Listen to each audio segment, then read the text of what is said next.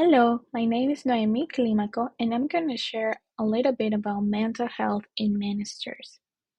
You may wonder, what is mental health? Just like physical health, mental health is an essential aspect of overall well being. It affects your thoughts, emotions, relationships, your spirit, and your ability to handle different situations. And a study between June to December of 2020, 874 pastors of Assemblies of God in the United States were surveyed seeking insights into their well-being and attitudes toward mental health care. This study showed rates of depression among AG pastors, where 60.2% showed no depression, while a 25.7% fell in the mild depression range. A 10.4% had moderate levels of depression, while a 2.9% had moderately severe depression, and a 0.8% showed levels of severe depression. An isolating question which screens for suicidal ideations showed that 4.8% of the sample indicated thoughts of self-harm or being better off dead on several days or more in the prior 2 weeks. This study also was measured by the two subscales of the CSWB scale of the spiritual well-being, will show the power and presence of God in everyday life and power and presence of God in ministry. These subscales were not combined for analysis, and for both subscales, a high score indicated more positive spiritual well-being. And 9.2% of the participants showed poor spiritual well-being in daily life, but a 18.1% had poor spiritual well-being in ministry. It's also important for us to notice the Clergy Occupational Distress Index that showed that 20.5% of the participants show high levels of occupational distress. And more important to see is the 58.5% that showed moderate occupational distress, and a 21% presented low occupational distress. The interconnected nature of the well-being variables was not surprising, but certainly noteworthy.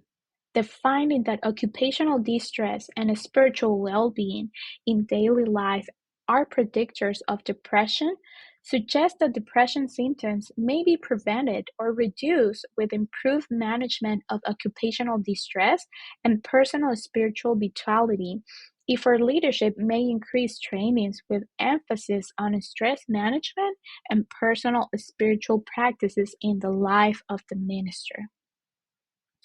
There's also ways that we can seek professional counseling, and the significant predictors of attitudes towards seeking professional counseling suggest that there are ways to strategically target interventions for pastors in order to improve help seeking.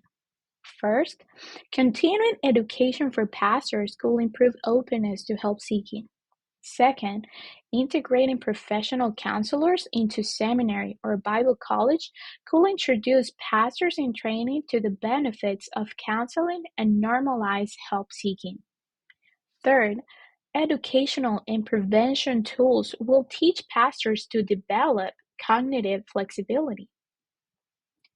On fourth place, helping pastors increase their number of close friends could improve attitudes towards seeking professional counseling and likely help them in other ways as well. Fifth, raising more awareness and offering more social functions for pastors within each Assemblies of God district. Sixth, Assemblies of God district leaders could use the Clergy Occupational Distress Index as a regularly administered screening tool to assist pastors prior to crisis. Seventh, emphasizing the role of spiritual practices and holistic self-care in pastors could improve attitudes towards seeking professional counseling in addition to improving overall well-being. In Proverbs 4:23 says, "Above all else, guard your heart, for everything you do flows from it." To curb unhealthy patterns in life and ministry, we must we must examine our regions at the heart level. We need to prayerfully consider what compels us to stay on a collision course with burnout or a mental health crisis.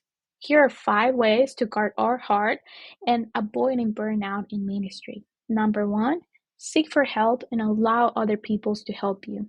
Number two, invite accountability with friends, family, and mentors. Number three, acknowledge limitations. Build a team and delegate responsibilities.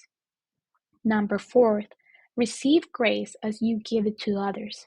Number four, accept love and remember that you are loved by who you are and not for what you do. And let's take care of our mental health. Thank you, and may God bless you.